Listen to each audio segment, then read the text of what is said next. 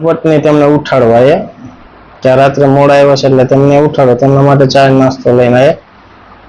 અને તેમને ઉઠાડવાની કોશિશ કરી પણ સંજયભાઈ ઉઠ્યા નહીં પણ સંજયભાઈના મમ્મી આવ્યા પછી સંજયભાઈના મમ્મી આવ્યા એટલે સંજયભાઈને ઉઠાડ્યા અને સંજયભાઈ ઉઠતાની સાથે જ એમને એટલો તાવ ચડી ગયેલો અને એમનું શરીર અકળાઈ ગયેલું કે જેથી એને ઊભા ન થઈ શકે અને મમ્મીએ કીધું કે આટલો ધકધકતો તાવ સંજયને કેમ શું કઈ થયું છે ફટાફટ તેમના પપ્પાને બોલાય કે સંજયની તબિયત તો બરાબર છે નહીં પછી સંજયભાઈના પપ્પા આવ્યા સંજયભાઈના પપ્પા એમ જોયું તો સંજયભાઈ એટલા એમના શરીરમાં ઉકળતું હતું કે એમના પપ્પાને લાગ્યું કે આ કઈક વસ્તુ આને જોઈ જ ગયેલો છે કઈક બનાવ બન્યો છે સંજયભાઈને પૂછવાની કોશિશ કરી સંજયભાઈ વિચિત્ર ચારો કરીને એમને કોઈ જવાબ આપતા નતા પછી સંજયભાઈના પપ્પાને તો ખાસ એમ નક્કી થઈ ગયું કે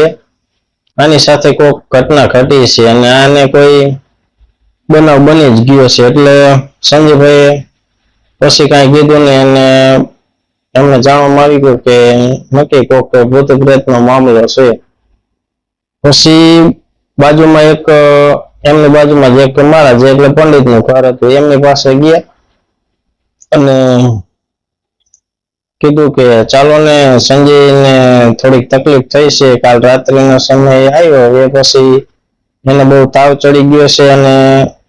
અલગ અલગ પ્રકારના અવાજોમાં વાત કરે છે અને નખરા પણ વધારે કરશે તે પંડિતજી ફટાફટ કીધું સારું તમે જાઓ હાલો હું આવું છું પંડિતજીને આવતા વાર લાગી એટલી વારમાં સંજયભાઈ એમનો ચહેરો બહુ વિકરાળ થઈ ગયો અને ઘરના બધા તેનાથી ડરવા લાગ્યા અને બહુ હેરાન કરવા લાગ્યા અને અલગ અલગ અવાજમાં વાત કરવા લાગ્યા કેમ જાણે ધૂણતા હોય એવું એ જ પરિસ્થિતિમાં આવી ગયા પછી ત્યાં એટલી વારમાં તે મહારાજ પંડિતજી હતા તે આવ્યા અને આવ્યા કીધું કે ક્યાં છે સંજય પછી એમને જોયું જોતાની સાથે જ મહારાજે કીધું કે આને તમે જલ્દીથી જલ્દી કોઈક મોટા મહારાજ પાસે લઈ જાઓ નહીતર આ વસ્તુ બહુ ભયંકર છે આમાં મારું કોઈ ચાલશે નહીં મારી શક્તિઓ ઓછી પડે છે અને આખું પરિવાર ડરી ગયું અને ગામ લોકો પણ ત્યાં બધા હાજર હતા એટલે એ પણ ડરી ગયા કે તો આવી શું ઘટના બની છે પછી તેમને આજુબાજુના ગામડાની અંદર તપાસ કરી પણ એક મોટા મહારાજ હતા એમનો સંપર્ક કર્યો અને કીધું કે ચાલો ને મહારાજ અમારા દીકરાને આવું બની ગયું છે અને કોઈ ભૂત વરગાડ આવી ગયું છે અને બહુ હેરાન કરે છે મહારાજે કીધું કે હું આજે તો ફ્રી નથી પણ કાલે જરૂરથી આવીશ